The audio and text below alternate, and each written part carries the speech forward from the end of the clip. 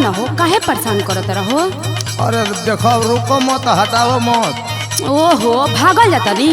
अरे भागल नहीं खुजत, लेकिन यही दिन को तो कितना दिन से हम इंतजार करत रहनी। अच्छा हमार बात सुना। बोला। तोहरे खातिर हम तो साथ कोई नार झकनी, बुझाता? हाँ हो कुल बुझता नी।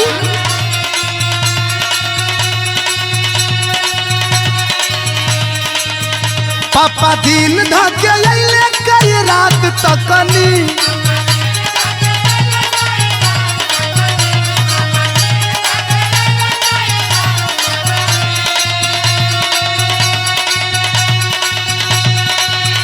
काहे ऐसे चोना करेलू सासू के धिया हो, सुहाग वाली रतिया बुता दिया हो। अरे दिया ना बूती हो, बुता दो।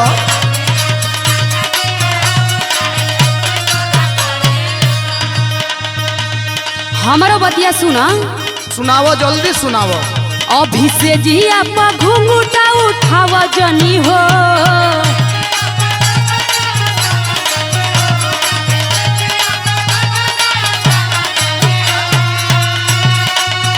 दहिया लोच बाटे गोदी में सुताव जनी हो। अरे आज ना मानो। काहे ना मन बहो, तनी होखे दसया ने सासू के बेटा हो, तबे मजाली हसे जिया पर भर पेटा हो।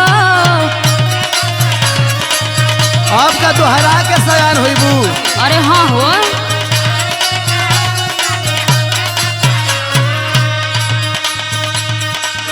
देखो अब इंतजार नहीं खे कोई सो करो। अरे तोहरा इंतजार करे के पड़ी हो। सुनो ना। बोला बोला। लाले रंग के जोड़ा में लागेलू बड़ी सुपर, लसा जैसे साट जा पलंगिया के ऊपर। ओहो ये सब गलत बात बा। आओ ना।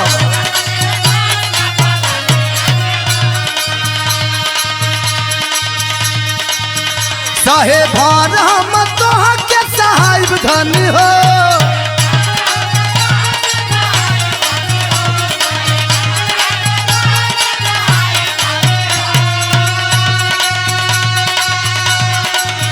जितना कहबू उतने बात के बढ़ाइब धनी हो।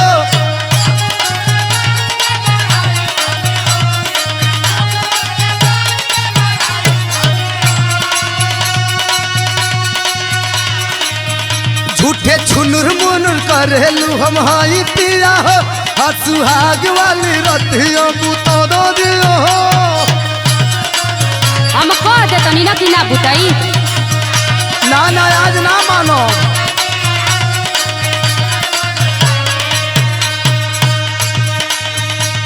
देखो मान जा, हम बार बार कहतनी। एकदम ना। सुना सुना। लागल बाड़ काहे तू करे के हमसे जबरी, सोचला पा बात पिया नाचे लागे खोपड़ी। सोच मत सीधा आओ। काहे ना सोची हो, सोचबू तो गड़बड़ेबे करबू। हम तो रोवे लागब से जिया पर राग धई के।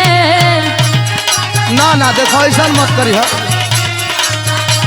सब कोई जागल बा।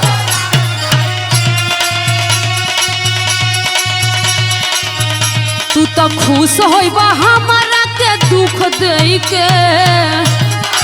अरे हमार सोना तो के दुख देब हो। अरे हाँ हो,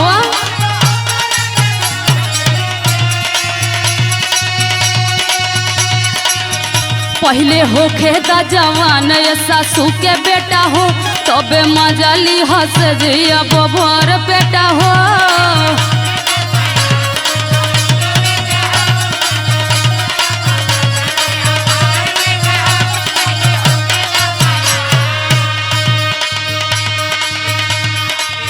अरे दादा हो दादा हम बुझ गई नी। का बुझत रहो?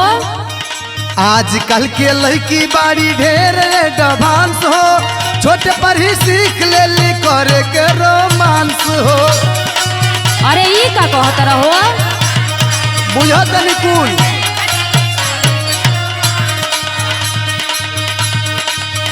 आवा चोचावा में चोचावा लड़ावा धनी हो। अरे ओहो जा होने हटा। आओ लड़े दो।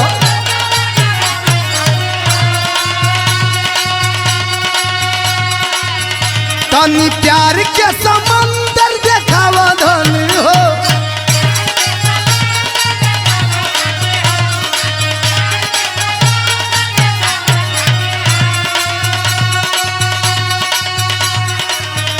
बोलिया मीठा मीठा बोल के छुड़ा द जिया हो। और सुहाग वाली रतिया बुता द दिया हो।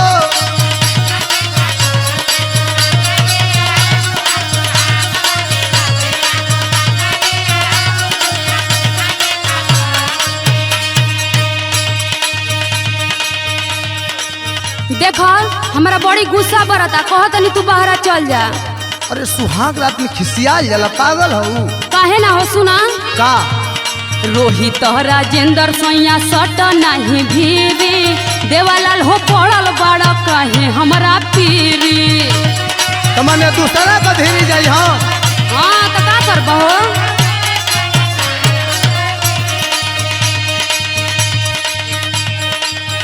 आदत धीरे धीरे कुछो के लगावल जाला हो।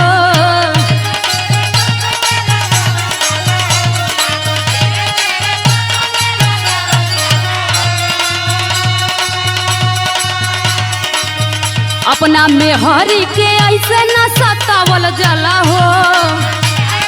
अब हमके लगल सिखावे।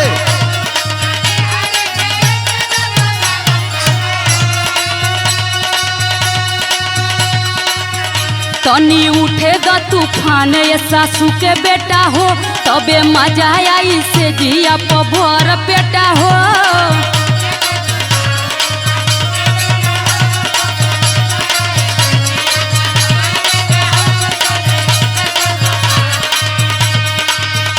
और सुहाग वाली रतिया बुता द दिया हो। तबे मजा ली हसे जिया भर पेटा हो। काहे ऐसे चोना करेलू सासू के दिया हो। तबे मजा ली हसे जिया भर पेटा हो। और सुहाग वाली रतिया बुता द दिया हो। अब आओ ना। हम ना आइब हो।